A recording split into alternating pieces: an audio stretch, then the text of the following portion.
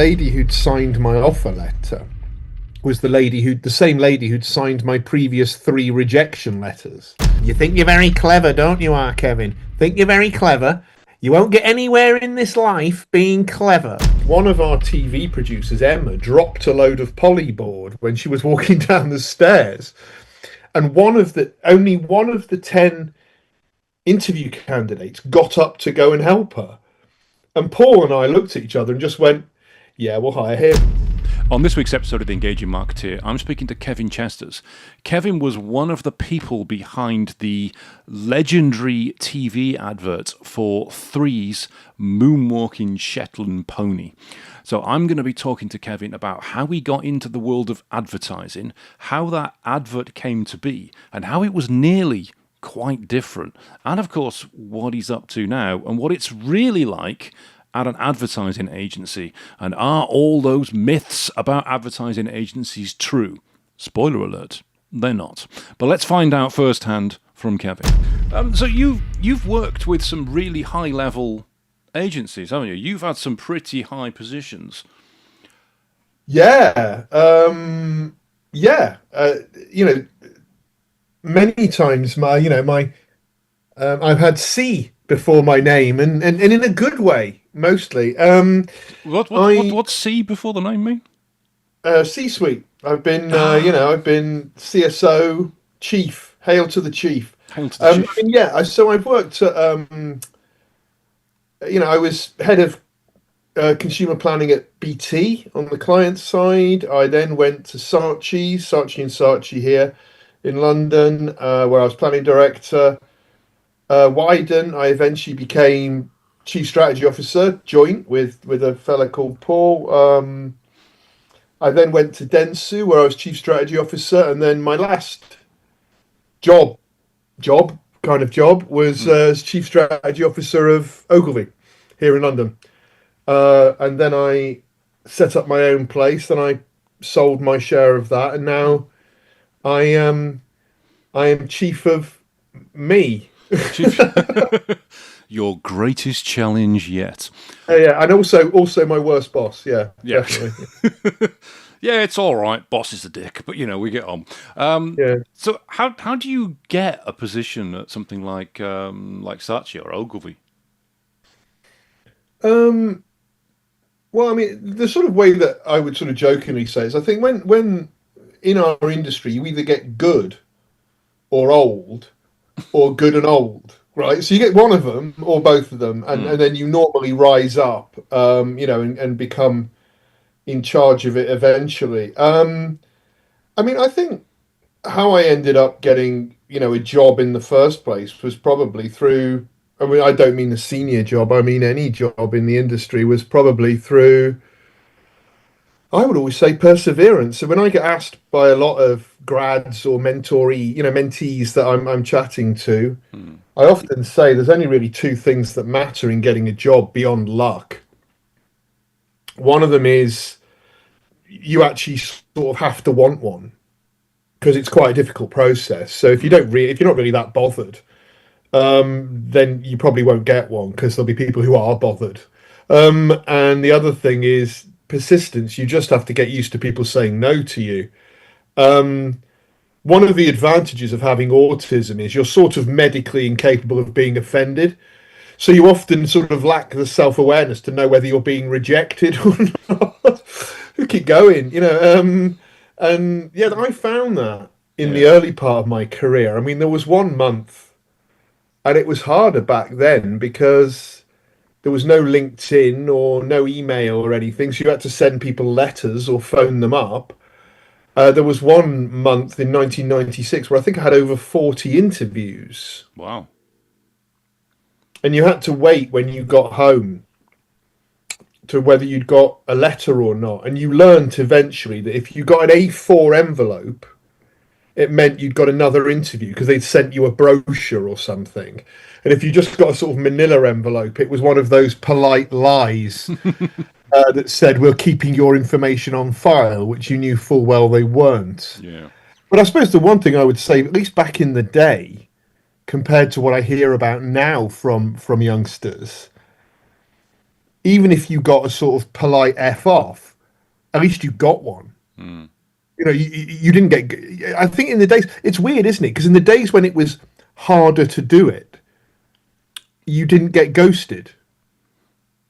I mean, now it's fairly simple to set a round robin going, oh, you were very close number two. We'll keep your information on file, even though it's not true. But I find it astonishing that people haven't even got the basic common humanity or decency just to write back to people, even to say, I acknowledge you've written to me. You know what I mean? So, yeah, it's a bit weird. That always But bothered. that was a very long non-answer as to how I got a job. Oh, I love the answer. So it always bothered me when I was applying for jobs when people didn't get back to you. I thought that was the height of rudeness, and we make sure whoever comes in for an interview now that we always get back to every single person to let them know one way or the other, because it's just basic politeness. Thoroughly decent human being, but also, I mean, the astonishing bit is that, you know, sort of, I feel like I should clap for that, when for me, actually, it really is pretty fucking decent. You know, I mean, it's just, you know, where's my medal? Like I wanted a medal for that. Come on, where is it? Yeah. I mean, it's funny, isn't it? I mean, like I say, now it's really easy to write back to people. I mean, it's, you know, it's almost astonishingly simple to actually automate that process. Whereas back in my day, you had to sort of, and genuinely hand something to a secretary because nobody had computers. Somebody actually had to type that up and send it to you in the post. And yet they always did, you know, I mean, but I'm not saying I'm like a poisonous holder of grudges, but I did for years have a lever arch file of every rejection letter I'd ever received. Just so actually I could cross-reference it against people I might meet in later life. And it did happen to me once when when I finally got my job offer from Saatchi's in 2004. I asked my mother to go back and check this folder that was back at her house to discover that the lady who'd signed my offer letter was the same lady who'd signed my previous 3 rejection letters. So I was able to bring them in on my first day and sort of say, you know, can we just have a quick little word about this? Is that so you actually did that? She was yeah, I did, yeah. She's a thoroughly lovely lady, by the way, called Kate Morris, who's absolutely impossible to be angry with. So we just had a bit of a laugh about it, which I suppose, considering I actually had a job offer at that point, then it was very easy to laugh about it. But yeah, there you go. And what did she say? What were the reasons that you got rejected? I mean, I know the reason I got rejected the first couple of times. I mean, I was a bit shit. I mean, you know, I mean, genuinely, I mean, in that time, it was after the recession in the early 90s. So 93, when I applied, I know because I found this out later from a friend who worked there at the time, there were 1,800 applications for 2 jobs. So you were going to have to be pretty good. And believe me, I wasn't even half good. So yeah, I didn't get any of that. I mean, I suppose the one thing that was quite useful, a bit like sort of, you know, if you're a trainee boxer getting endlessly battered around the ring, I mean, it did at least teach me, you know, 1 or 2 things about the application process and how to get a bit better at getting through it. But it still ended up as total luck. I ended up meeting a girl at an all-you-can-eat curry night in Birmingham, who genuinely, I'm not even making this up, was the girlfriend of a friend of a friend of a friend of an acquaintance of mine. And I had nothing else to do that night, so I ended up at this curry, and because I didn't know anybody, I ended up on sort of an obscure table that wasn't near where the person was whose birthday it was. And she told me about this agency in London that basically their recruitment process involved giving anyone a job for a week if they wrote them a letter. So that's how I got my start in advertising. I wrote a letter and I got a job for a week. I mean, the punchline there is I got a job for a week. I didn't. I got a job and then, you know, I got promoted and it was all right. And then from that, I got my job at Ogilvy. Not the one I subsequently had as CSO. That would be an amazing progression. That would be very quick. Yeah, that would be fast. Yeah, I got one as an account manager. And yeah, it was good. It was good fun. And through that serendipitous letter, what was quite funny about it was I ended up going into Ogilvy like way higher than I would have done had I got the graduate job I'd applied for originally. Wow. Because obviously then you would progress, graduate to account exec to account manager, whereas I just went in at account manager because I'd done 18 months tarting around at an agency that you never would have heard of that no longer exists. So you got this job from this letter because he said basically they hire anybody that applies. Presumably you have to display some level of competence in order to keep that job. So what were the requirements that you had to do?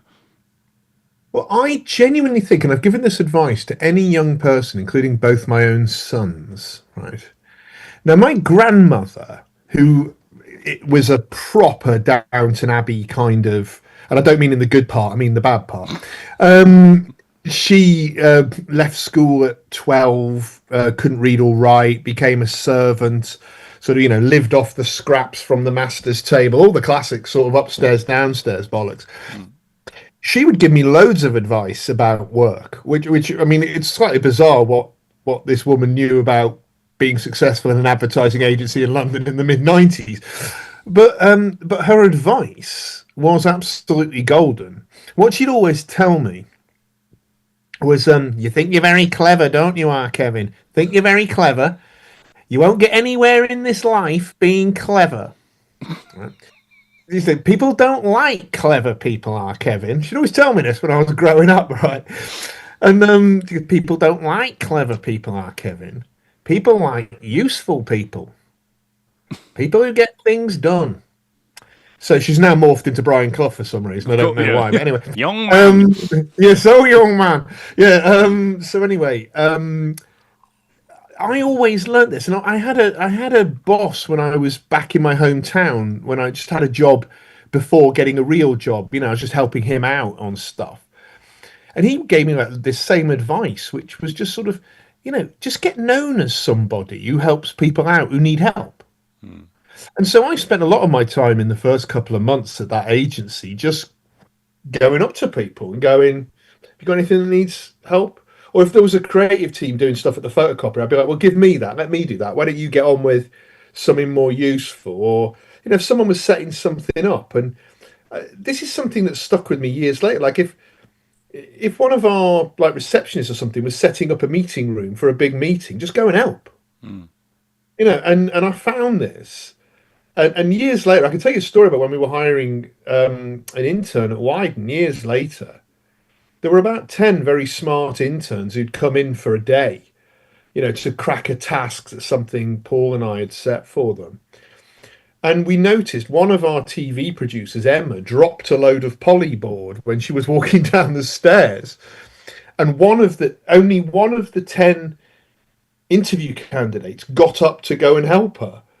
And Paul and I looked at each other and just went, "Yeah, we'll hire him." Because obviously they were all bright. They'd all got through the process. We were thinking, do you know what? At 3 a.m, when we need someone who's going to be really useful, that kid is going to be useful. Whereas everyone else is too obsessed with getting a job to actually realise what you have to do when you're in a job. Yeah. And that was the thing. How did I progress? I think I was actually just quite useful to people. And I was also given all this advice that sounds really silly. It's not about presenteeism, but if you're the youngest in the team or the first, the most junior, it won't do you any harm to not be out of the door at 5, and it won't do you any harm not to be seen when your boss comes in that you're already there. Do you know what I mean? It's just these little things that my nan told me, or that this guy Mike, my first ever boss, told me, just sort of stuck in my head. So I think, look, I'm not being arrogant about it. I'm quite bright, right? And look, the difference between arrogance and confidence is assumption, confidence is validated, right? So, I mean, I've got a lot of things to show that I'm quite bright. I mean, back then, academic qualifications, right?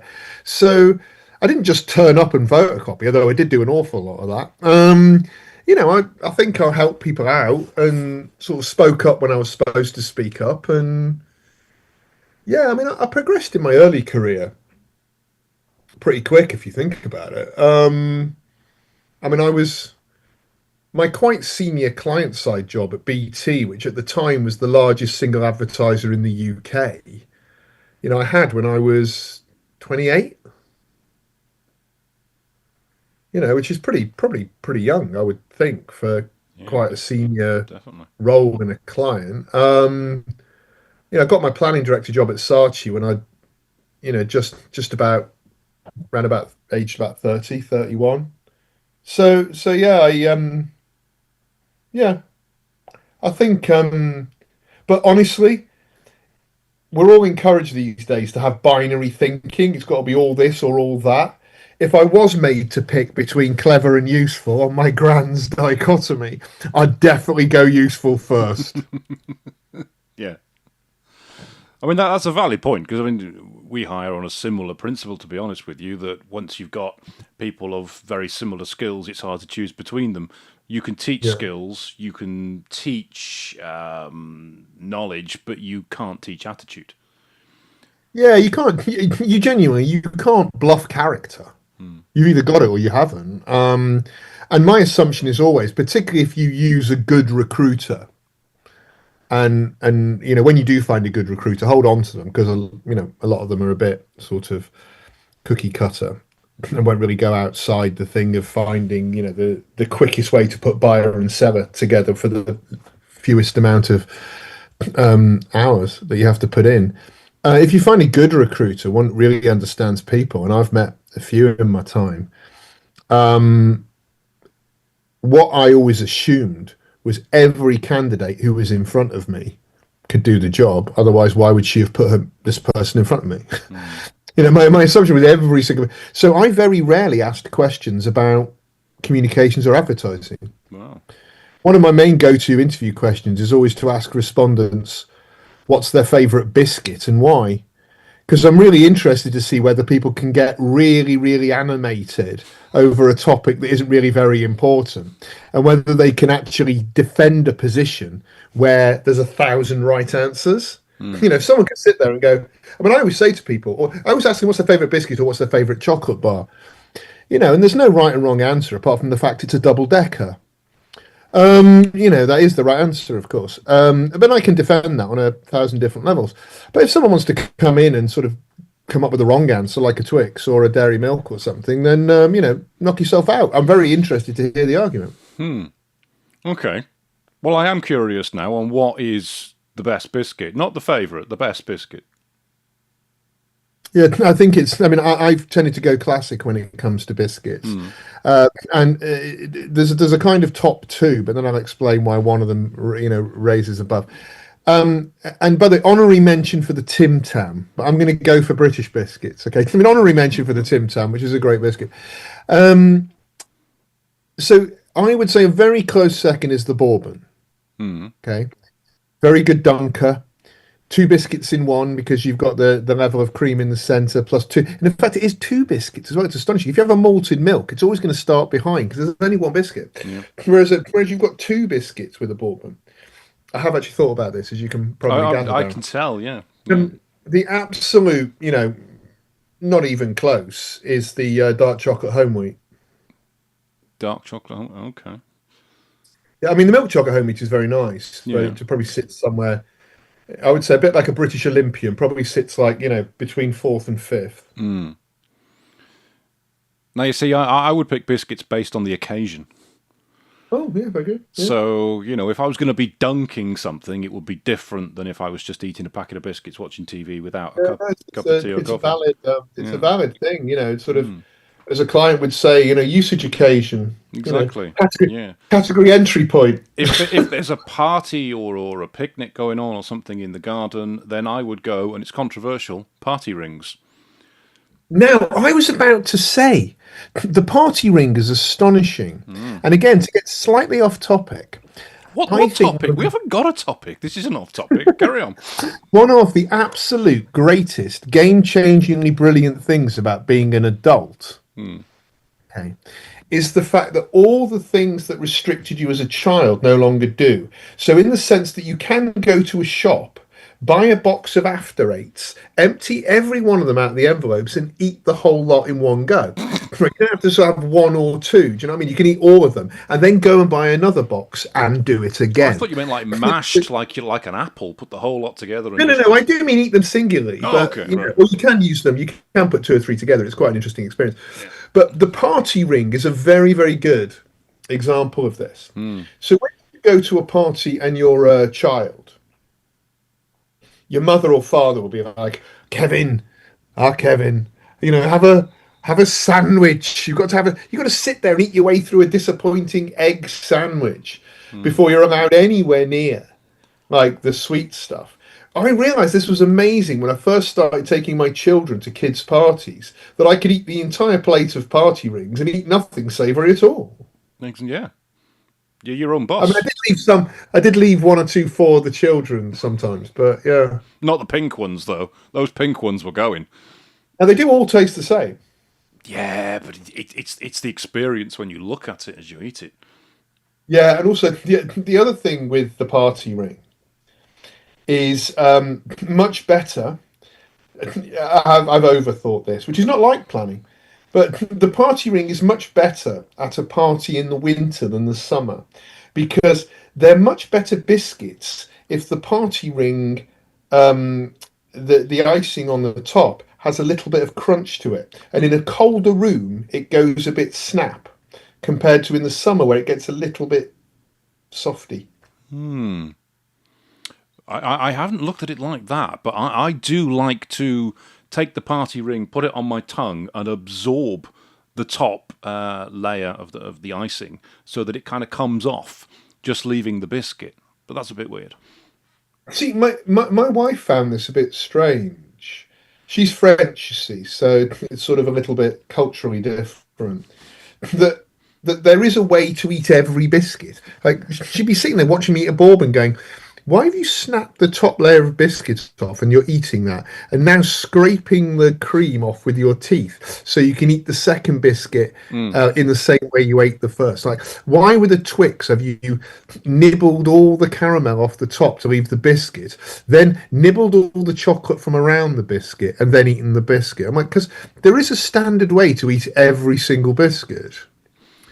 I must admit, she just decided this had gone slightly, possibly having me committed, when I was explaining the only way to eat a Mr. Kipling's Bramley apple pie. Anyhow, Where'd you stand on the Jammy Dodger? welcome to Biscuits with Where'd you stand on the Jammy Dodger? No, I'm a big fan of the Jammy Dodger. You nibble around the top, then you nibble around the base, Yeah. leaving a mini Jammy Dodger in the centre with minimal biscuit and the jam. And then you take that. Oh, that's an interesting. Yeah. Oh, I like that. I like that. Okay. Let's move on from biscuits momentarily. I'm sure we'll circle back to such an important topic. Hopefully, yeah. Now, whenever I've seen TV programs, films, or read stuff about working at big advertising agencies like Saatchi, I imagine it as just people completely high on coke, swanning around, having no idea what's going on in the real world, coming up with these ridiculously over-the-top advertising campaigns that then the lawyers have to say, you can't do that, you can't do that, you can't do that. But then something sneaks through. And it's just absolute chaos. Nobody knows what's going on. There's showers of champagne flying around. Is it anything like that? And please don't destroy my image. Yeah, 100%. Yeah, that's it. Oh, brilliant. Thank you. I mean, I think what I would say about ad agencies, and I do a presentation. I as you know, in my new world, I work directly with clients and agencies, and I do a lot of training and seminars with them. And I have one called Two Worlds Collide, which is how to burst the minefield of fallacies that exist about agencies and clients with the other side. And the minefield of fallacies about an agency is pretty much how you described it. I would say that. Oh, by the way, I didn't mean to grab my nose then when I said that. Sounded like some comments on agencies. But what I would say is agencies are like any organization or any enterprise. There are good people, there are bad people, there are average people, there are people who are really into it and are conscientious, there are people who are dialing it in. Um, I mean, one of the biggest fallacies is that thing about people just sort of sit about all day, sort of going, "Oh, I wonder what would happen if somebody decided that market sounded a bit like meerkat." Do you know what I mean? It's like, I mean, there is genuinely an astonishingly difficult process. I mean, the story I always tell is when we were doing the dancing pony ad for three at Wyden, right? So I led the pitch and then was the chief strategist on all that stuff. When it came on telly, and you can always tell the best ideas because you don't know whether you've made the worst career-ending mistake of your life or done something that's utterly genius, right? And we didn't know when we put it out on. I think it launched during the X Factor from memory. And when those big sort of Saturday night windows that still exist, despite what very boring old art directors will tell you, no one watches telly anymore, or they do. Anyway, the when we put Pony out, I was monitoring the tweets, and I was amazed at how many of those there were. What are they doing at these agencies? I bet they just sit around all day smoking crack pipes, coming up with this shit, And I just wanted to sort of tell them, not that it would change their mind, that, I mean, I did 4 months of quantitative analysis with what were then known as Brain Juicer, but are now known as System One, to sell that in to the client, who was an Austrian mobile phone salesman who'd never spent more than about 10,000 euros on an ad before. Really? We had to go through like ranges of stuff, even to the point of I had to write some 50-slide deck about why putting Fleetwood Mac on it was a good idea. When they were like, well, we're trying to go for young people, and who's going to give a shit about a band from the 70s? Having to go through the sort of scientific analysis of nostalgia and I had to write a paper on why hashtags would be effective because the client was saying, why put a hashtag on it? No one's going to use it. No one knows what it is. I'm like, had to write them a paper telling them and showing them that there were hashtags at the end of Antiques Roadshow. Do you know what I mean? This wasn't something for like, Antiques Roadshow, yeah. Come on. It wasn't something for like Stephen Hawking and C3PO. I mean, the amount of work that had to go in to sell that. Wow. The amount of analysis that went in to how people used memes. The whole ad itself, the idea, is based on a PhD thesis on the science of lolcats, if you can believe someone was paid to do that. So this thing that everyone just sits about, pissing about all day, I mean, that might have existed in the 80s when there were 3 TV channels. They were all shit, and the ads didn't have to be very good, really, to like cut through.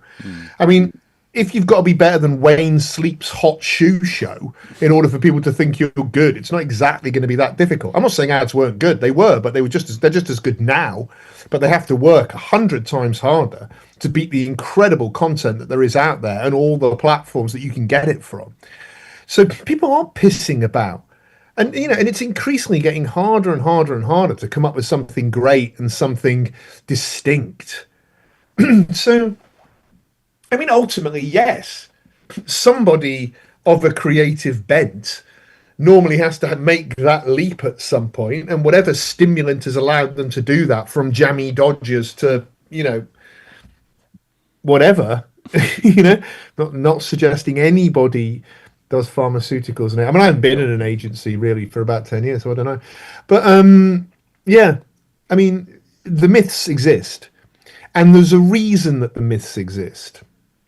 And it's because less than 10%, roughly, of people who work on the client side ever work in an agency. And it's the same percentage the other way around. So all these fallacies, although they are based, like all cliche and trope, on a grain of truth, agencies do care about awards. There are quite a few people there who spend a bit of time recreationally drugging it, right? Allegedly. These things do go on in the same way that agencies have these myths about clients, that they're all, so logical and somehow wake up every morning and think, hang on a minute, how can I mess up the agency's creative today? It's these myths persist because there's no cross-pollination. And I've tried over the years to get the Ad Association and the Marketing Society to commit to making graduates on either side do 3 months on the other side of the fence, because I think it would really help break this stuff down. But no one can be bothered, unfortunately. That is a shame. That is a shame, because it would promote a much healthier and more trust-based working relationship if they did. It really would. It really, really would. And it would help to sort of break down this kind of adversarial thing that goes on between, the client and the agency. And I find it very strange having been both. I've often had to explain to people in the agency when they're like, oh, the client's coming, or the client's going to be annoyed. It's like, they're a client, mate. It's not the SS. You know what I mean? Just like pick the phone up, have a conversation. If it's going to be late, phone up. They'd rather you told them it was going to be late than then find out. Yeah. Just pick the phone. I mean, all my best relationships with clients, all of them. And, you're happy. I'm happy for you to phone any of them up and check this. Every one of my good relationships with the client has been based on two things, honesty and trust, right? And the thing is, you just be honest. I mean, I can honestly tell you, when I was a client, my first week as a client, I sat in a room with my agency, and I'd spent my whole career in agency until this point. And I sat in the room, and I just thought to myself, Christ, I didn't used to sound like that, did I? Honestly, you'd be like, here's the scary idea. Here's the shit idea, and here's the one we want you to buy. And look, I know, mate. I know how managing a room happens. It's honestly, it was just annoying. So with that pony advert then, because that's did quite well. It's quite well known. Where did the creative idea for that come from? Because it's it's very left field from what the product actually was. Yeah, I mean, once you explain it, it kind of isn't. But I mean, like all good things. So my closest creative partner is still Mick, who I wrote my book with, who I set up a company with, who I'm about to do a second book that comes out later this year. And we do a lot of projects together for clients. And, all of the best things were collaborations. It was collaborations. It was strategy and creative working together. And I didn't do Pony with Mick, because I did it back at Wyden with, the two driving creatives really on it were Dan Norris and Ray Shaughnessy, and they worked with a team, Freddie and Holly. Where did the idea come from? I mean, it starts, when I say an idea, in a proper analysis of what the client's challenge was, which was they were the number 5 out of 5 network in the country at the time. 5 out of 5 by miles. Not really very well liked, terrible reputation, awful net promoter score, not doing very well, right? But they were the number 1 of 5 for mobile data. People use them for data because it's 3, right? Most people don't know this, to geek out on it a second. Voice and text goes over 2.5G. Data goes over 3G. So if you use the 3G network for talking on, then the calls drop out all the time. Now, most people were using 3 for data, but because of various historical things to do with how the market was, the only way, people who wanted a cheap tariff used to keep getting rejected by the big network, so they'd apply to 3. 1 in 3 of them would fail the credit check, and it would cause a terrible bit of customer satisfaction. And then, of course, because they also wanted to get cheap calls, they were putting cheap calls over a 3G network, and the calls were dropping, so that was doing terrible for reliability. Anyway, to go back to the client's problem, they wanted to get known for being the network you used for the internet. And remember, this is, nearly 15 years ago. So it was quite expensive to use the internet on your phone. And 3 had the only all-you-can-eat internet tariff in Britain. And they wanted to launch it. So you're going, okay, cool. If we tell everybody you've got the only internet tariff, everyone will be asleep by the time you finish that sentence, right? It's just boring. No one gives a shit. If you tell everyone you're reliable or you're, whatever, no one cares. So when we were sitting in the room, and it's sort of difficult to know where the actual sort of genus, and when I say genus, I mean genus, not genius, but genus of this idea came from.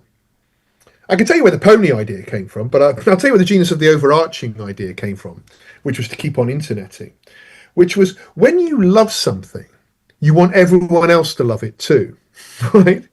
You genuinely do, right? You really want everyone else to love it. So if you were going to give the internet away for free, which is what Three did, it would be, you'd say, well, we love the internet so much. We think it's so amazing. We want everyone to have as much of it as possible, right? Now, but love is one of those weird words. Everyone uses it in everything. So you go, well, you can't love the whole internet. Is there a bit of the internet you love more than anything else? So genuinely, we printed out the whole internet and put it on the wall. And we were looking at it going, well, look, there's kind of work, and there's kind of porn and gambling, and there's sort of sport, and here's whatever. And then we looked at this corner, which was essentially fannying about, waving bears and sort of, all the old memes, right? We're going, well, that's the bit that's actually quite funny, isn't it? And Freddie Powell, who's now a brilliant director, lovely man, found this PhD thesis someone had done on lolcats. And like all creatives, he didn't read it. I read it. And basically, I read through the whole thing. These days, you just drop it into ChatGPT and it'd summarize it for you in a second. But back then, you actually had to read the bloody thing. So I read the whole thing. And what that thing proved was that people thought you sent silly stuff around on the internet to make yourself look good. Oh, look at me, I'm funny, I'm great. What the PhD thesis proved was people passed stuff around on the internet to make other people feel good. So it actually wasn't silly stuff at all. It was really, really important. It was a great way to fundamentally connect to other humans. Hence, silly stuff, it matters. So once we came to this, that what we wanted to tell people was we loved the internet and we wanted as many people to have as much of it as possible.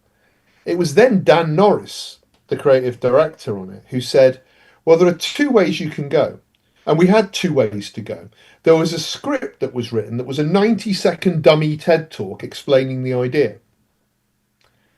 And Dan, there were two ways to go in the original creative presentation. One was that Dan said, you could do this talk explaining, about the internet and why we think it's so brilliant. Or you could just do something like this. And he literally had a picture of a horse. He just went, or you could just do a moonwalking horse. Anyway, and he carries on, and they were like, sorry, what was that about a horse? And he went, well, you can either talk about the internet or you can do something from the internet that people talk about. And he said, if you do an amazing ad with just a moonwalking horse, people will go, why the fuck are you running an ad with a moonwalking horse? And then you'll go, because we think that it's not silly. We think it matters. And that's why we're going to give you an all-you-can-eat internet tariff.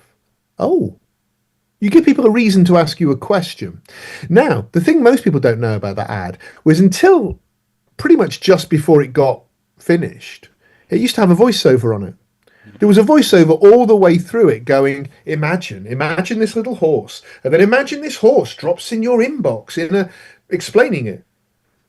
And then when, I don't know whether it was Dan or Ray or Freddie or Holly, but somebody went, well, if you take the voice off, it's a way better film. And so now that the only four words that appear in that film after 60 seconds of moonwalking horsey are the words silly stuff, it matters. And then you then put on a pony mixer at the end. I mean, the best thing to say is that the client, Tom, he embraced the idea so much that he allowed us to spend £200,000 making an online pony mixer so you could make your own version of the ad at home. Now, this was people remember how this was before essentially like iMovie, before TikTok, before creators. You got to go at home and mix your own version. Again, from a media perspective, what most people don't know about that ad is that the ad itself, the moonwalking horse, only ever ran on television for 12 days. No. After 12 days, Everything that ran on TV was a 10-second mix that people had mixed themselves. It was all user generated. Oh, that's genius.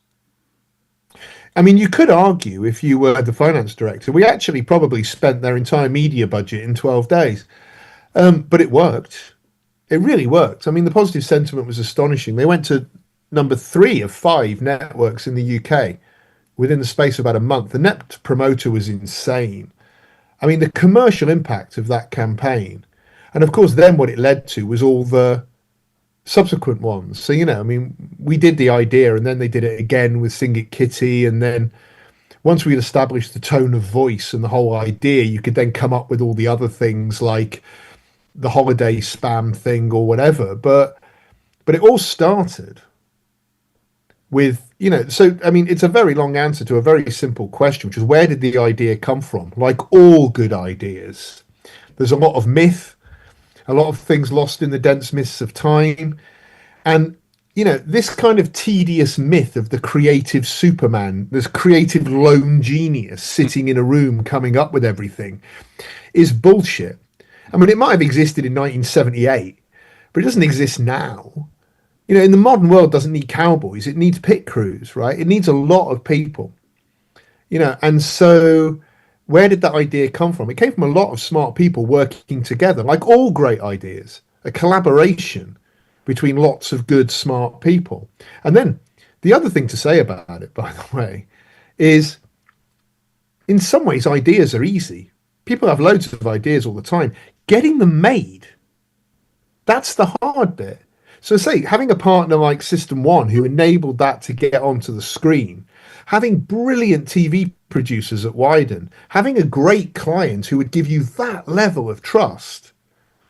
It's, I know it's an old cliche, it takes a village, do you know what I mean? But it really did. I mean, that wasn't, like I say, one person sitting in a room coming up with something, after smoking whatever. That was 6 months of astonishingly hard work. Big shout out here to Helen Andrews, Helen Folder as was, who was the main suit. She's now chief exec at Johannes Leonardo in New York. But, huge shout out to her. Just the level of energy and power it takes. You can imagine the amount of times that thing nearly didn't happen. Yeah. And that's where my shout out is always to account management, who are often the most derided department in any organization, in any agency. Account management are like farmers, right? You ask a kid what a farmer does, they'll go, they grow crops. No, they don't. They're not Harry Potter. They're not nature. What farmers do is create the conditions within which things can thrive. And that's the role of account management in any organization. Not to sit there spotting problems or, kissing the client's arse. They are there to create the conditions of trust internally and externally that can make great work happen. And so that's the thing. It was everybody, from our finance director, Bronwyn, who's still there now, by the way. Hi, Bron. But, again, it was like the money. There were times when we didn't have all the money we needed. So it was like, right, well, it's Bronwyn's job then to work out with the client. What is the best payment schedule? What is the best way of making sure this occurs? It's everybody's job to get that idea over the line. If people think it's just creator's job or just the client's job or just the planner's job, it'll never happen. Collaboration is everything. That's why I just get really angry about these sort of silly myths of, and I read it a lot on LinkedIn, particularly from people, who were at agencies in the 80s, who go on about, it's not about, teamwork, it's about one person. No, it isn't. It really is. It wasn't even then, but even less so now. I find it fascinating what you said about the voiceover last minute being cut. Yeah. I've got it on my desktop somewhere. Oh, you got the I've got the original voiceover that was then taken off, yeah. Because there was a similar issue with Blade Runner, where Ridley Scott didn't want the voiceover, but the studio added it throughout the film because they thought the viewers are not going to get it as much without the voiceover explaining to them what it's about. But obviously you won your battle and had it taken off. How close did it come to staying on? Well, it was weirdly paradoxical, actually, that it was the client a guy called Tom Malashitz. He was the one who suggested, why don't we take it off? Oh, I mean, wow. in fact, he went a bit bonkers. He wanted to take off the 4 words at the end and the logo. And we were going, no, then you're just going to have a film of a horse. I mean, it is actually, ultimately it is a commercial. You do have to tell people who you are. But he got so into the whole brain juicer thing, the whole System 1, Daniel Kahneman thing, but no, fair play to the client. It was the client who probably convinced us to do it. Wow. Um, I was not expecting you to say that. yeah. But that's the other thing, right? Agencies can't do anything if they don't have the right client. I think back to my Honda days, and you look at people like Ellie Norman, Ian Armstrong. Without them, what's ever going to happen? I can tell you, right, today, 100 great ideas will die. Brilliant ideas that would have changed the face of companies and how they approach their communications. 100 ideas will die today because a client has no bottle or sometimes it's no bottle. Sometimes they're massively lazy. Sometimes they've got loss aversion. Sometimes they're within an organization that just doesn't, for some reason, understand how communications works. But honestly, without a brilliant client, no idea ever happens. It's also why you should stop seeing a client as the SS.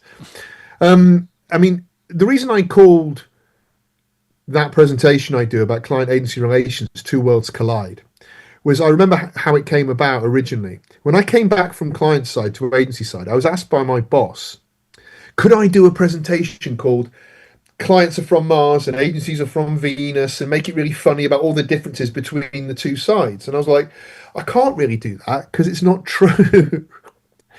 And I said, clients aren't from Venus and agencies aren't from Mars. So clients and agencies are from slightly different parts of Venus. Everybody else is from Mars. The sales director, the product people, the board, all these other people. Clients and agencies, to quote that astonishing thing from Joe Cox, have so much more in common than anything that divides them, right? You have the same frames of references. You should hopefully have the same ambitions and objectives. I mean, you certainly have the same frame of references. When we're all going on about ponies and gorillas and meerkats, the finance director hasn't got a fucking clue what you're going on about and also doesn't care. He doesn't care what's in the ad. He just cares, go build him an econometric model to say for every quid he gives you, you'll give him 4 quid back. That's what he cares about, or she cares about, right? So I think that's the thing. Having a great client is the difference between getting good work and not getting good work. Genuinely.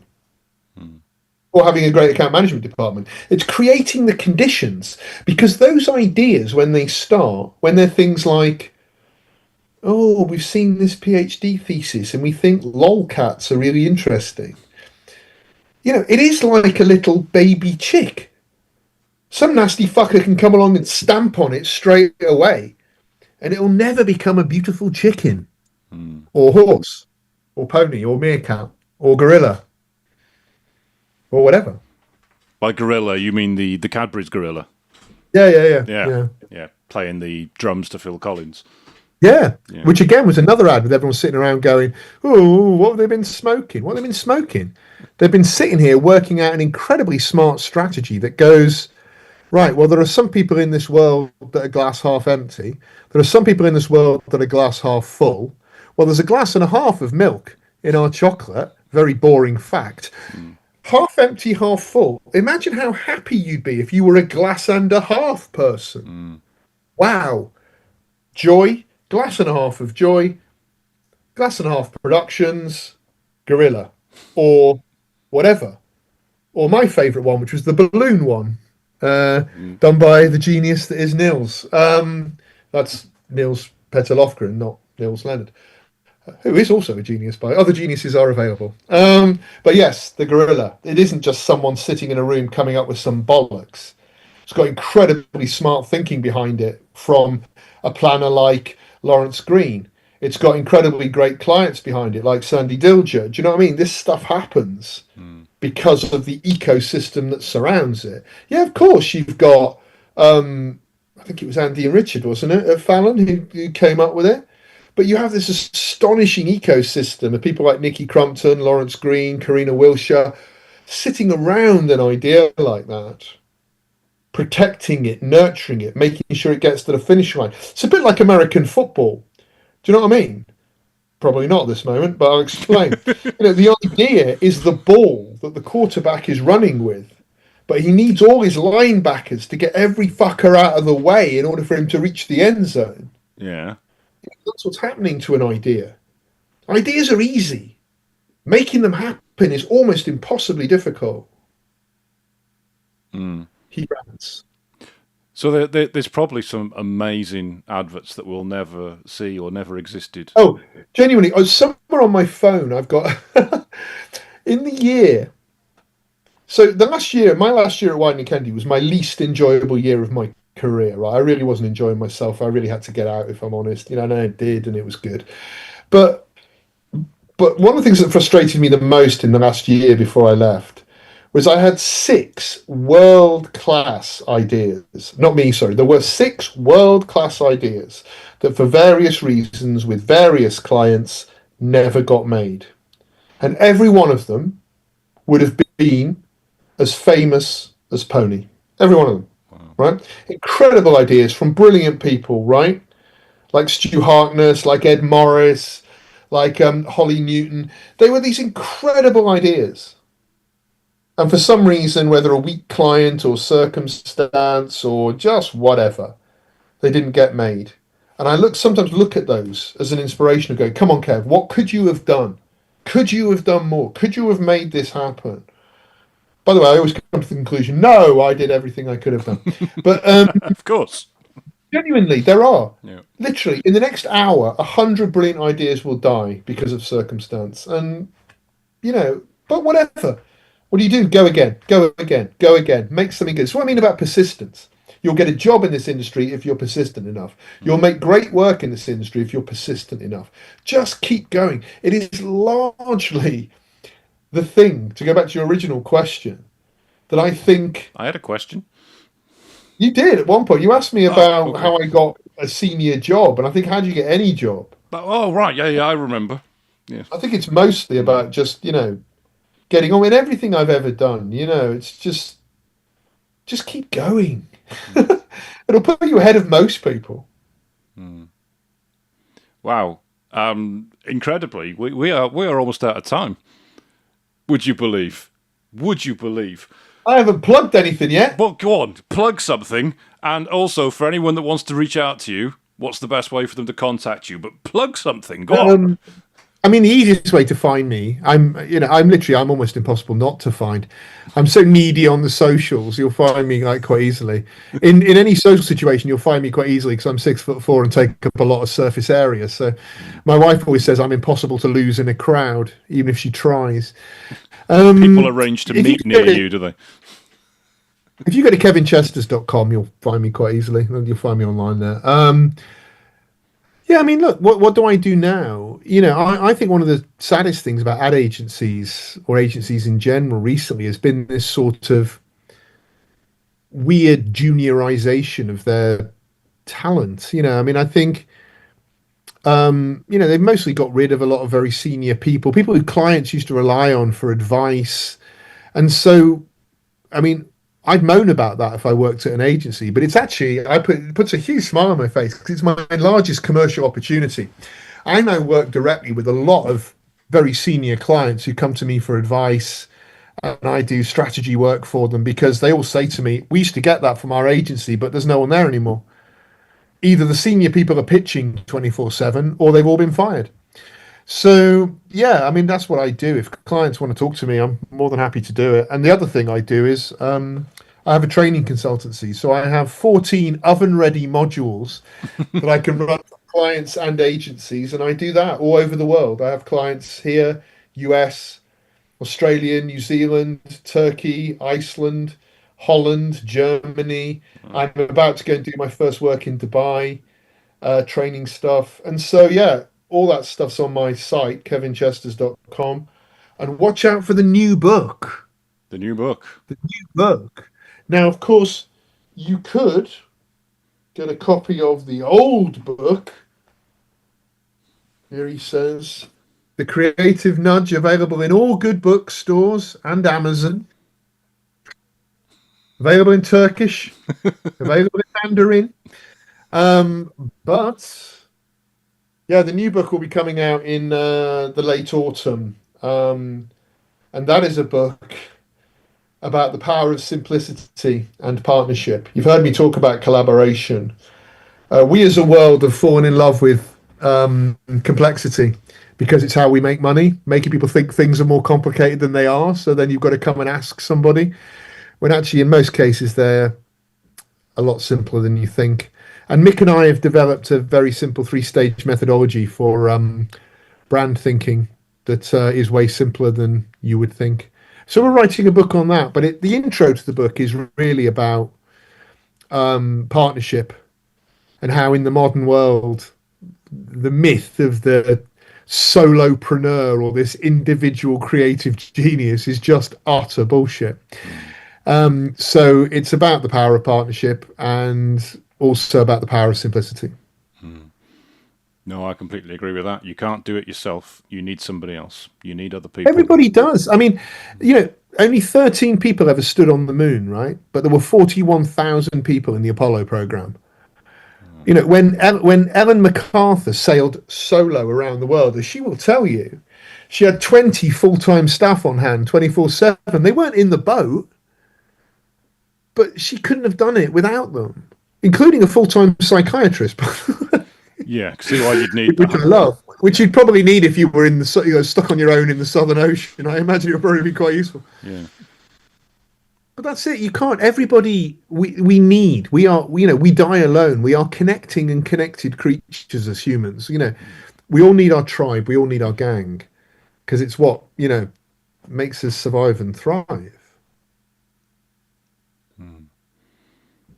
Thank you, Kevin. I will put links to all of those below the podcast. We started with biscuits and we finished on philosophy. I mean, I think this is quite, It's covered everything, hasn't it? I mean, Mostly biscuits. Mostly biscuits. Mostly biscuits, yeah. And I am going to get some jammy dodgers now because I really want a jammy dodger. Any links that you've mentioned, I will put below the podcast. Anybody wants to reach out to Kevin, scroll down, click on those. Follow him through, follow him on social media, and remember, he's extremely needy, so give him a like, give him a comment, send him some love, and he will very much appreciate it. Kev, thank you. I can't believe what I've learned today and the experiences that you just showed me. Thank you very much, man. Thanks, Dan. It's honestly a real pleasure. I love talking about work, and I mean the work, and I love how many myths there are about how things happen and when they happen. It's always astonishing.